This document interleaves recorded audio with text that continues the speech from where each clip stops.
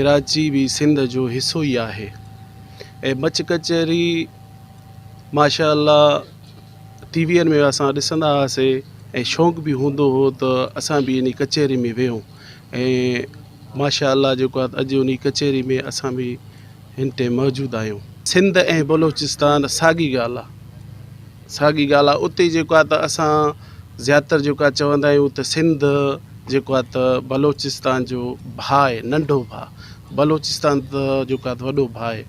हमेशह उते बि सिंध जे जेका आहिनि त माण्हू ईंदा आहिनि असां वटि हमेशह, ऐं ज़्यादातर वॾो दिलि माशाअल्लाह जेको आहे त ख़ुशि थींदो आहे। ऐं हे जेके प्रोग्राम थियनि था हिननि मां असां इहो ई तसरु जेके असांजा दोस्त आहिनि, जेके असांजा व्यूज़ जेके ॾिसनि था ॿुधनि था, जेके तव्हांखे हींअर इंटरव्यू पंहिंजो ॾेई रहिया आहिनि, इहो ई उन्हनि खे ॿुधाइनि था त बिल्कुलु कराची असांजी जान जिंदा आहे। कराची सिंध जो हिकिड़ो अटूट हिसो आहे। कराची के बिना त सिंध आहे ई कोन। त ही तमामु असां सिंधियुनि जे लाइ तमामु बहितरीनु ॻाल्हि आहे जो असां पंहिंजी सक़ाफ़त खे प्रोमोट करे रहिया आहियूं।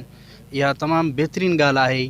ऐं सिंध जे हवाले सां त सिंध असां सिंधियुनि जी जेको आहे ऐं सिंध असांजो तारीख़ी वतन आहे। सिंध सां गॾु असांजी कराची बि आहे ऐं कंहिं बि हाल में असां पंहिंजे आख़िरी खून जे क़तरे ताईं पंहिंजी सिंध जी हिफ़ाज़त कंदासीं ऐं पंहिंजे पाकिस्तान जी बि हिफ़ाज़त कंदासीं।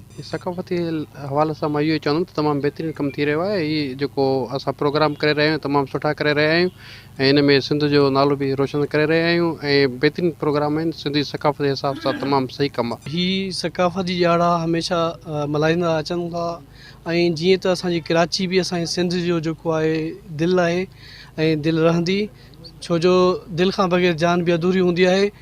सिंध कराची बि सिंध आहे ऐं सिंध असांजी हमेशह अहिड़े सक़ाफ़ती प्रोग्राम में मोहबतनि जा जेके बि मिड़ाखा आहिनि उहे मच कचहरी जी सूरत में हमेशह मल्हाईंदा रहंदासीं। नाज़रीन, अवां कचहरी में मौजूदु माण्हुनि जूं ॻाल्हियूं ॿुधियूं।